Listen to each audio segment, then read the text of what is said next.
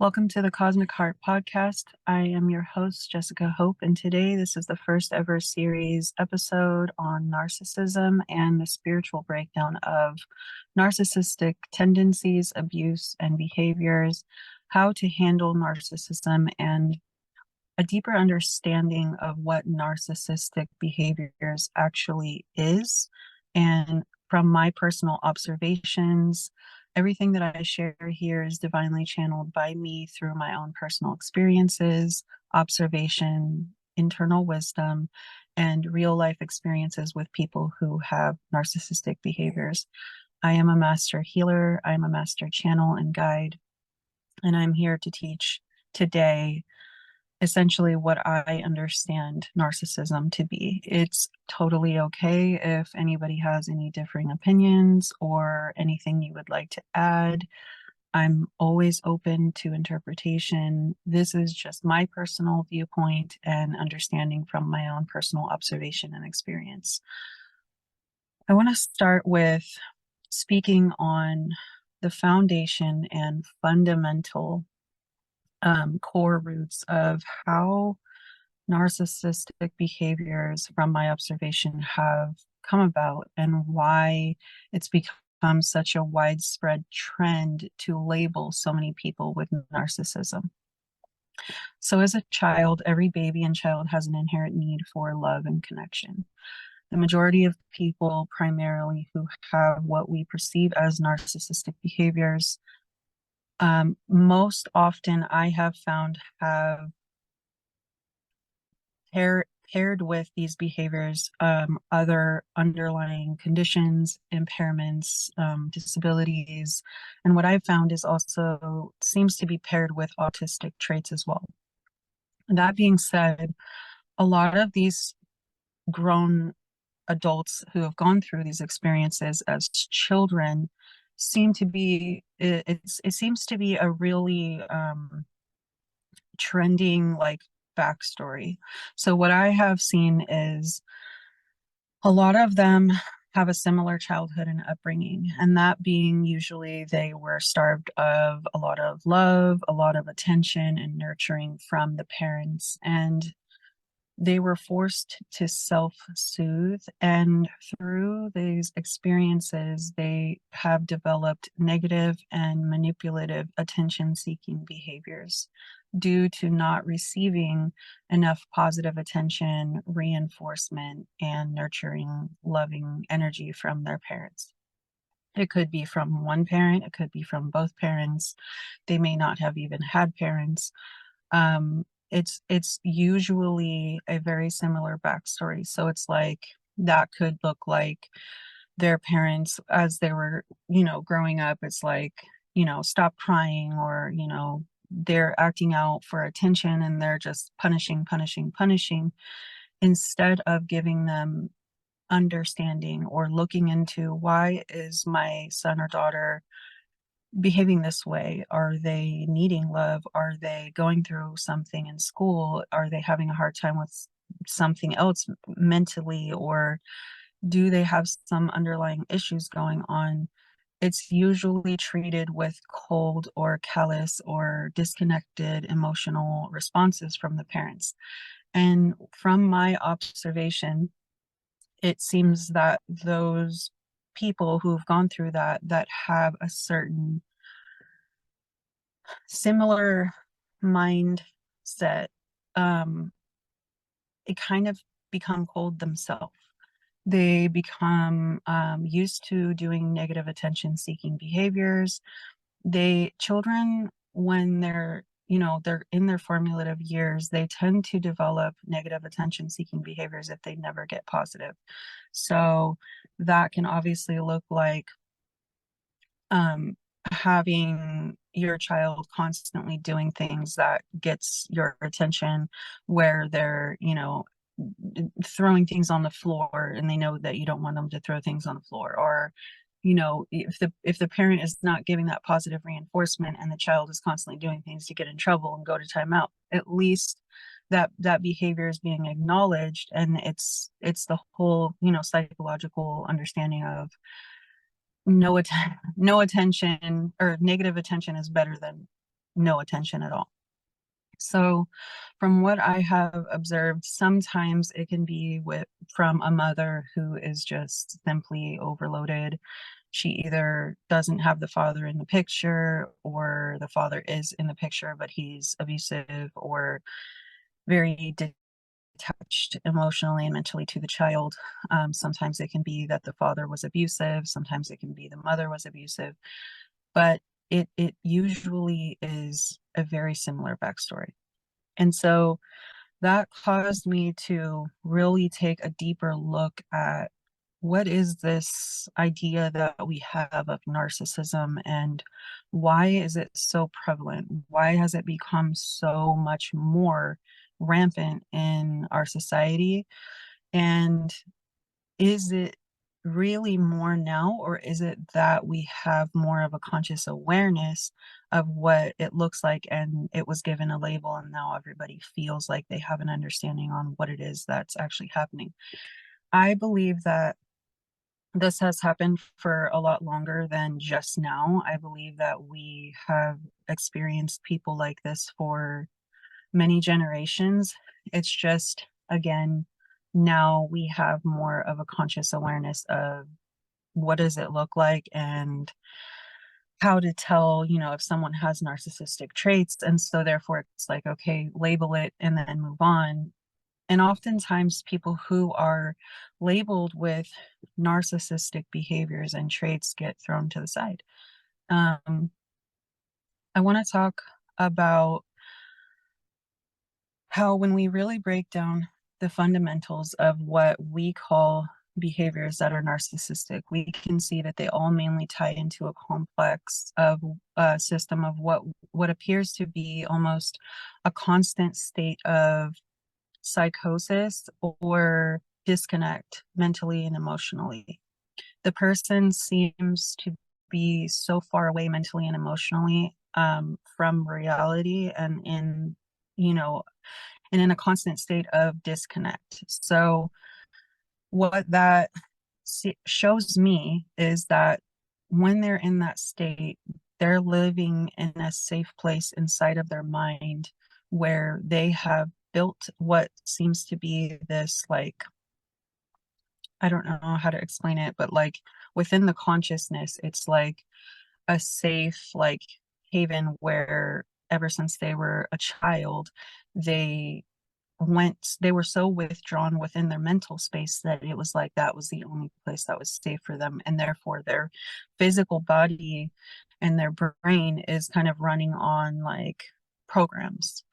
And so this is why when they encounter people who are healers and nurturers and genuinely love them, they don't know how to perceive it. It's like they genuinely, their brain does, not only does their brain and their body and their system not know what real love feels like. They don't, their brain doesn't understand that that is something that is real to them, because when a child is growing up, again, this is their formative years. So their brain develops a, basically a set of belief systems about the world around them. And if that child does not have a strong sense of love and nurturing and understanding and those kinds of things, their brain develops the belief that those things are not real. They don't exist in their reality. And so when a person who is a natural healer or a nurturer or a lover comes to them and they're like, okay, this person is wounded. They just, didn't have a lot of love growing up. I want to love them. I want to take care of them.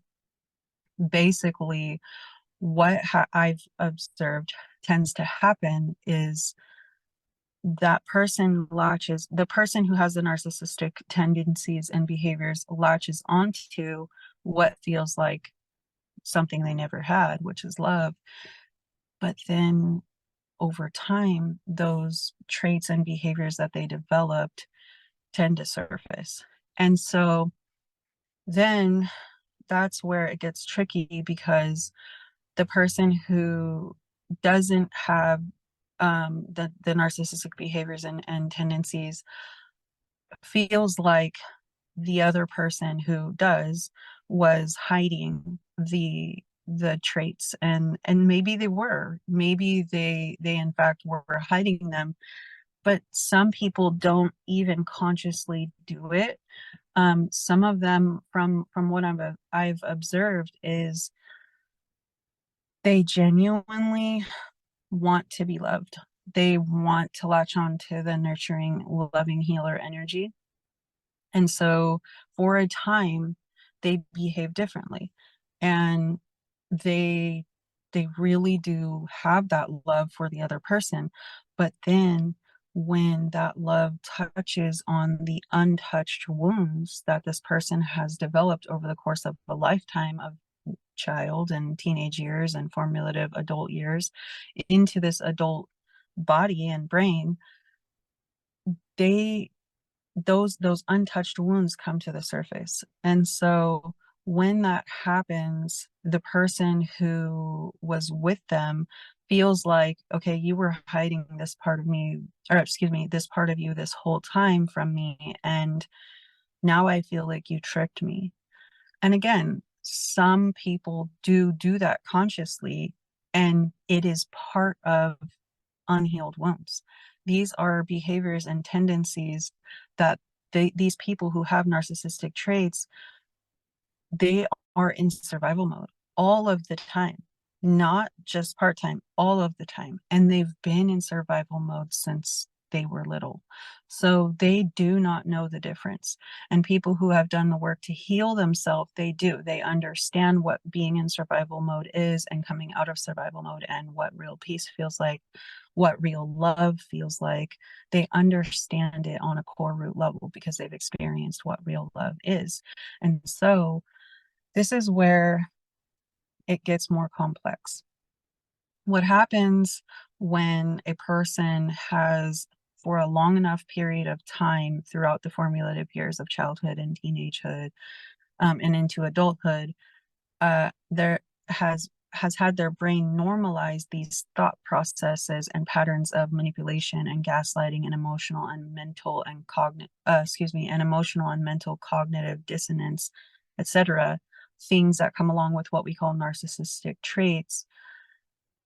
They develop this belief that it's acceptable and it's normal. The mind has had a chance at that point to reach a stage of a very hard to turn back into a healthy mindset stage. They don't understand how to fully be loving or nurturing or supportive or healing or mindful of others and how their behaviors affect them, which looks like people saying they're evil or they're just lack empathy and they just don't care. Very much a lot of them don't, because they don't know how. Now, there are always exceptions to the rule. There are people who, genuinely have made it through those kind of environments and parenting and situations and did develop into a loving and nurturing person, but maybe they did develop some what we call narcissistic behaviors and then recognized them and worked on healing them. I myself personally was raised in an environment where I had a parent who has a lot of narcissistic behaviors, and she does not recognize them because it's so deeply embedded and ingrained in her psyche that she doesn't even realize that it's perceived as narcissistic. And so, again, yes, these are all labels, but this is part of the healing on a collective level of understanding what narcissism is from my personal experience and my personal wisdom and channeled guidance on this, and also how to really truly understand what's actually happening when we're dealing with people who are what we call narcissistic. Um, Oftentimes, these people have little to no programming of what real love and support and healing is.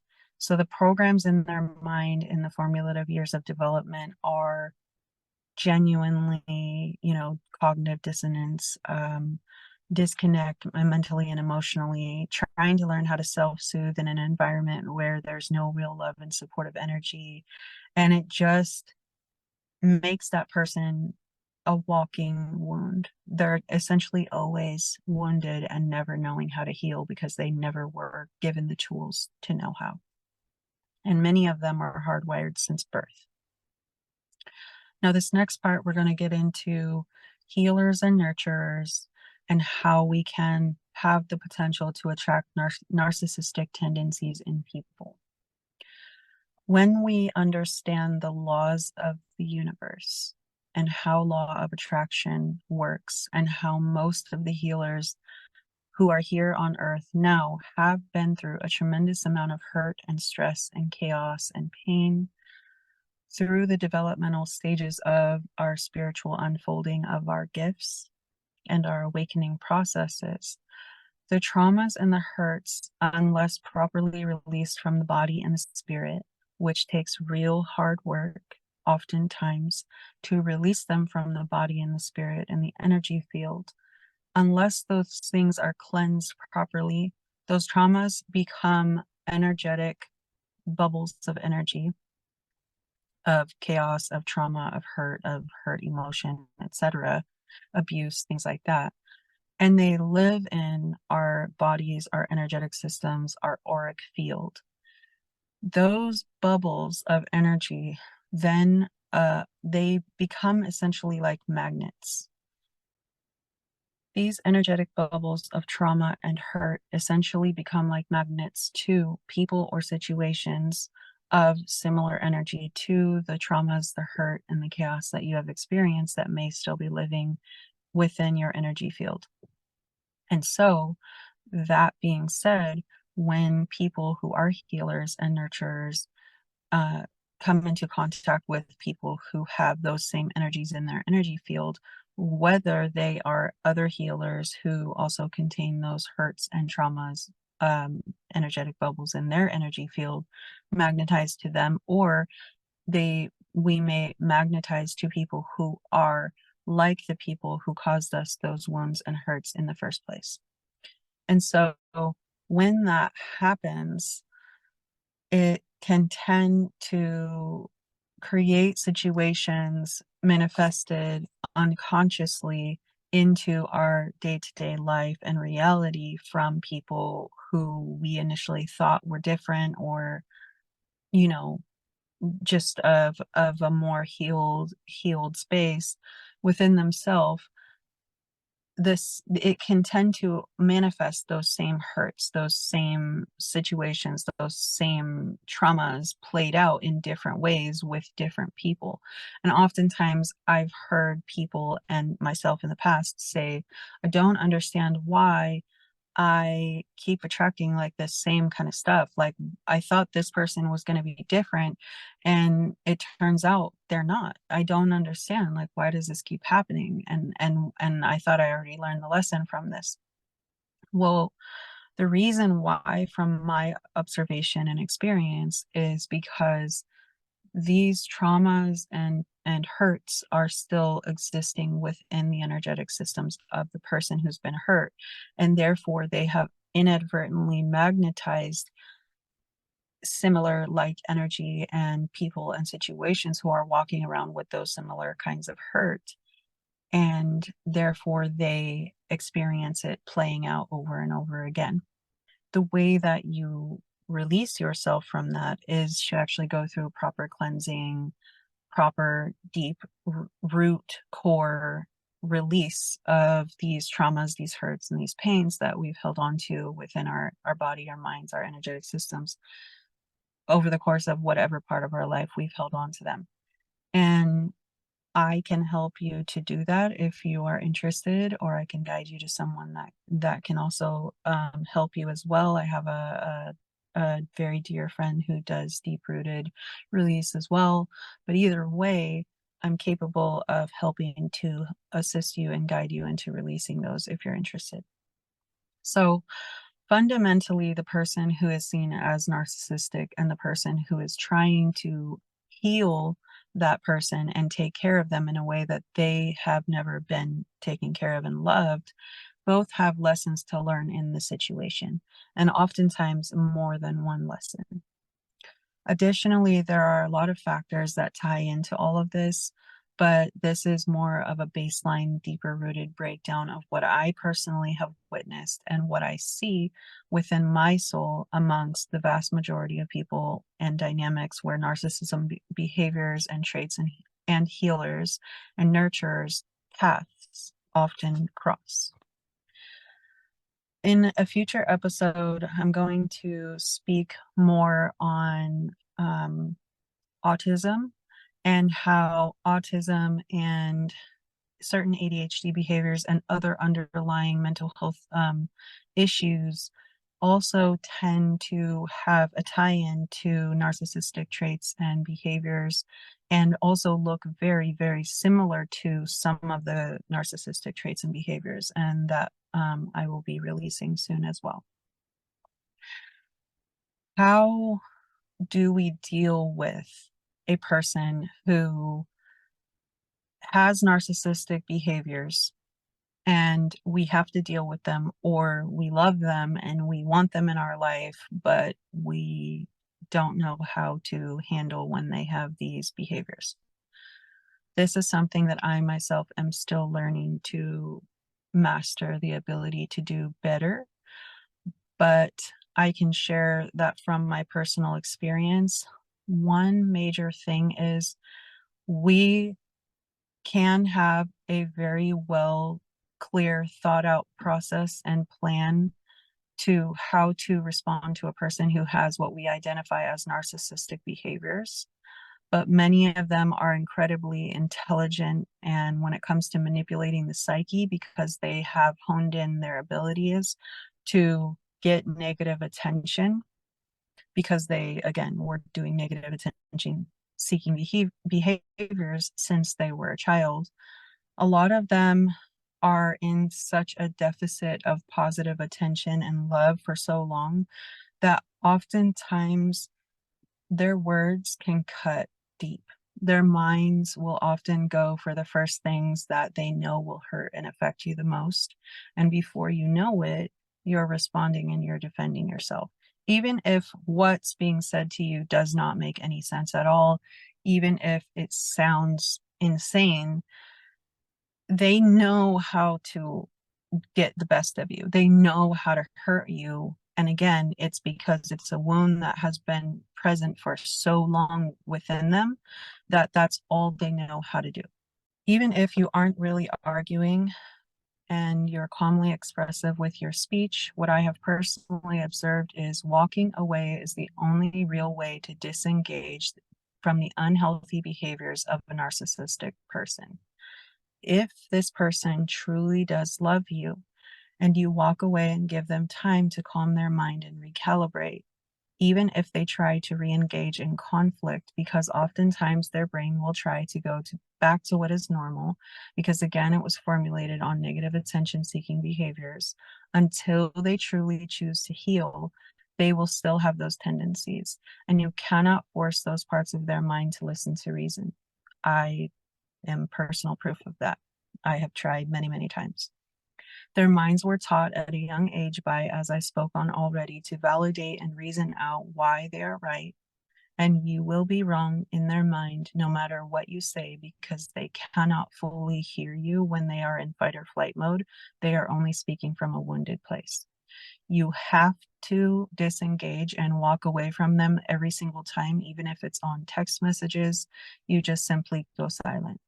And when they have an episode where they are acting out or saying something hurtful, you absolutely must not be sucked into the mental trap anymore. And when you practice this, it will give them time to sit with themselves long enough to analyze, is this person that I'm speaking to in a way that's unloving worth my time, my energy, and my love for me to actually be better and do better for them? Am I really treating them with love? Could I have done better in that situation? And usually 100% of the time, they know that they could have, but they feel incapable of doing better because they don't know how. And so the best advice that I can give from my personal experience is be the example of love. And when wounds present themselves and you hear and feel and see them coming to the surface towards you, and you know that it's not really you that they're upset about, kindly say, I love you. I'm going to give you some time to think about what it is that you want to say to me. And when you're ready and you're calm, I'll come back to this conversation. Otherwise, I'm going to have some time to myself and I'm going to take this time away from you for a little while.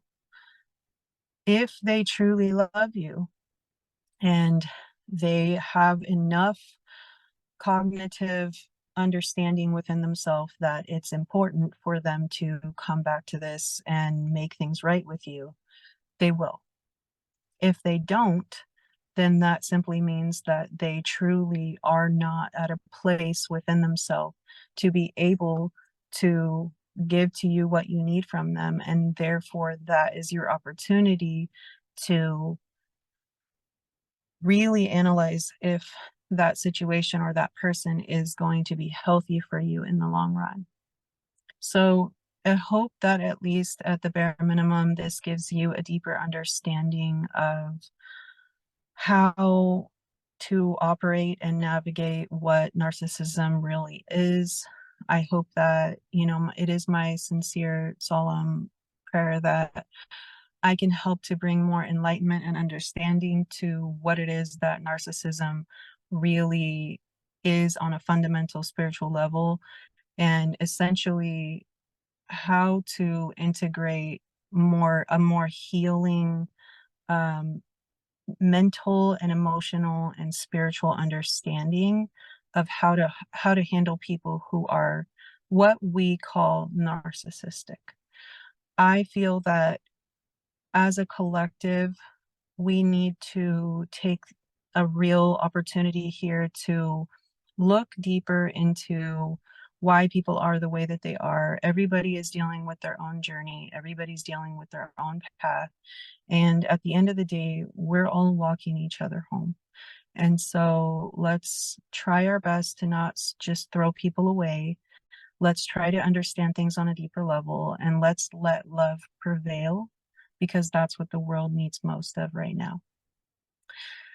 I love you all. Thank you for listening to the Cosmic Heart podcast. This is the first ever episode on the Narcissistic Healing series, and I look forward to seeing you and hearing you on the next one.